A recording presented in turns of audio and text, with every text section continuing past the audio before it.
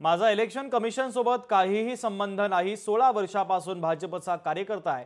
भाजपचे कार्यकर्ते देवांग दवे यांनी स्पष्टीकरण दिलंय।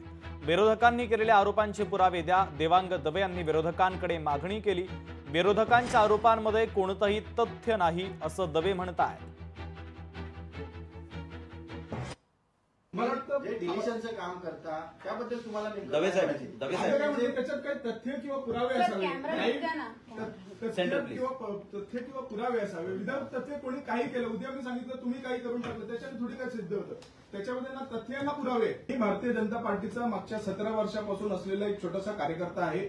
मी माझा आणि इलेक्शन कमिशनचा काहीही काडीमात्राचा संबंध नाही। मी कधी त्यांच्या ऑफिसमध्ये सुद्धा गेलो नाही।